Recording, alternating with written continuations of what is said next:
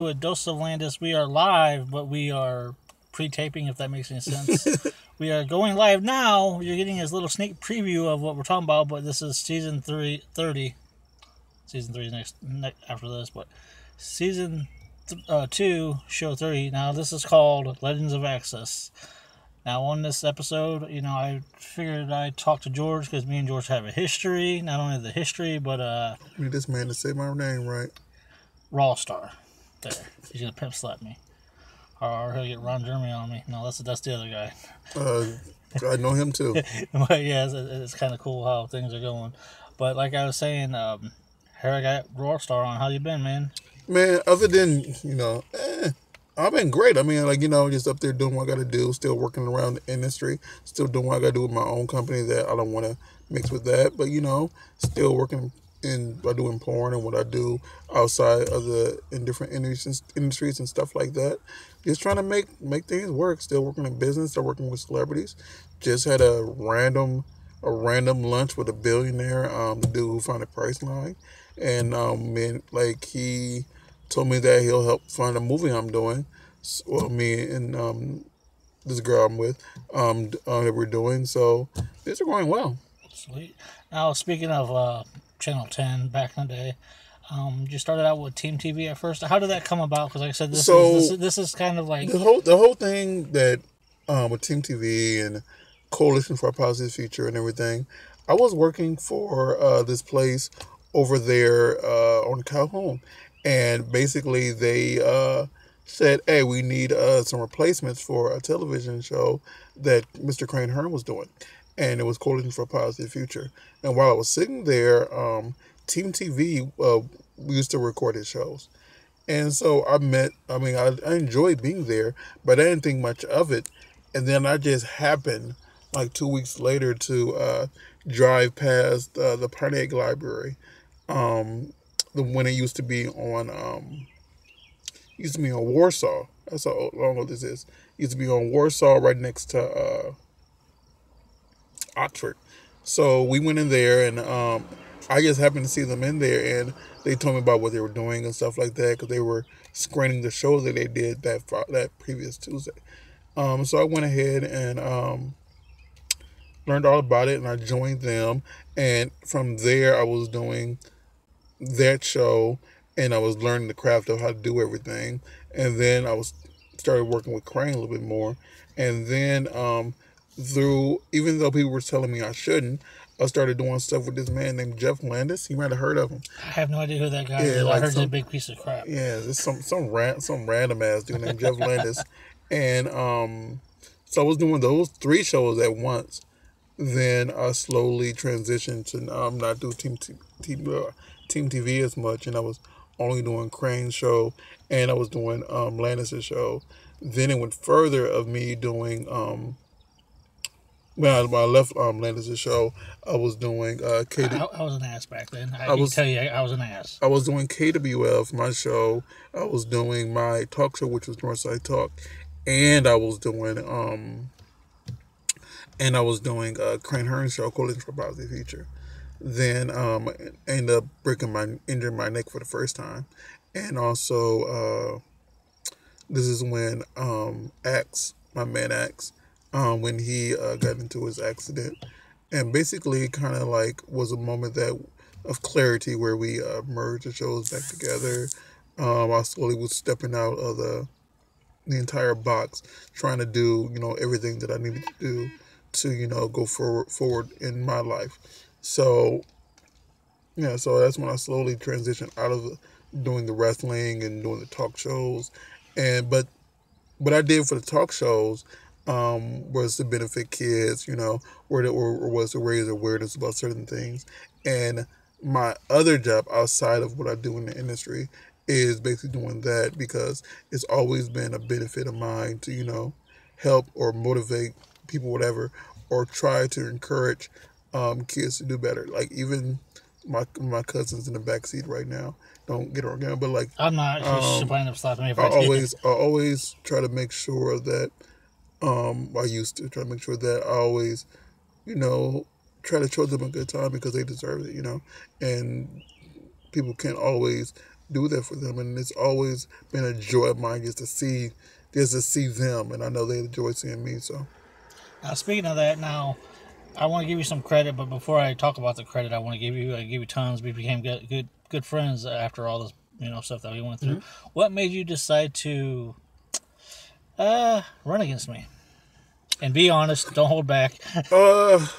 Basically, it was just a lot of bullshit BS that was going back then, and be honest, you get tired of dealing with you, Jeff.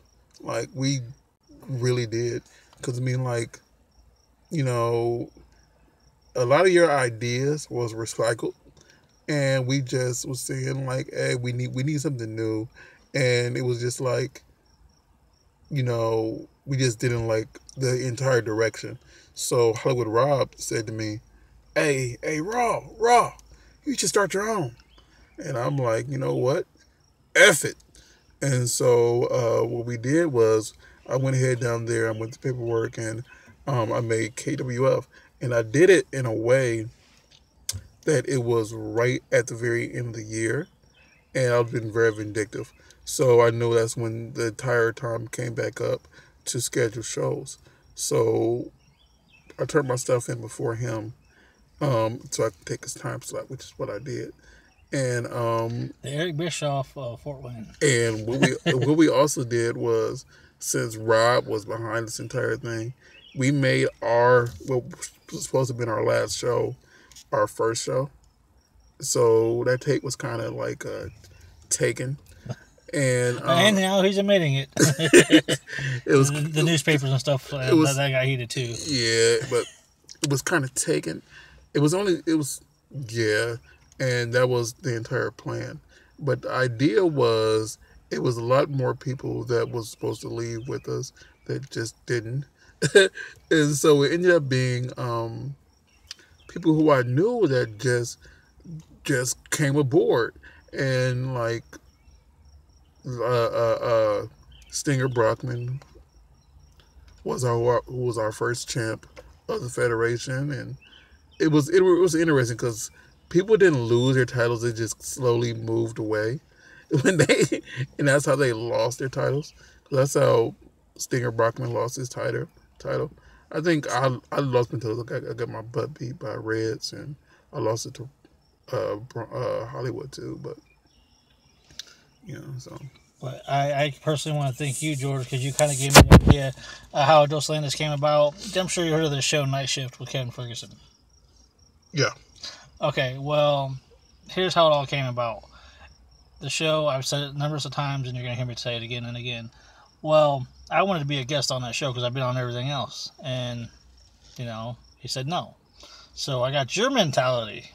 And I was like, all right, you want to play your games, I'm going to run against you. So, again, without you and your knowledge and with your drive and determination, with me wanting to compete with this guy, I bring it back to the KWF and GZWA days.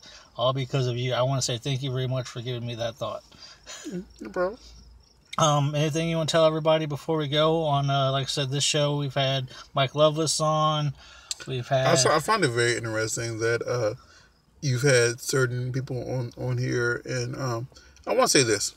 Everybody who's watching, and everybody who got stuff to say, I don't want to cuss, people who got stuff to say about people who he bring on here, and people who he interview and stuff like that, saying this and that about certain people. He is getting around meeting certain people, and even though you are not a fan of them, it doesn't mean that other people aren't a fan of them. Like, this includes people who are in the adult industry and or people who are old ex-wrestlers or this and that or etc.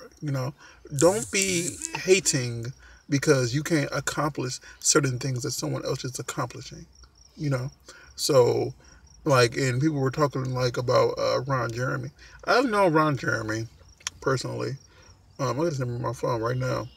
I've known him personally for about 9 years now. Really cool person. Really old, but really cool person. And very interesting. Will fall asleep right beside you and not think about nothing of it. Or play his harmonica. He did that part of play the harmonica if you've seen that interview. Yeah, so he's really cool. Like, I have a lot of videos of him playing the harmonica.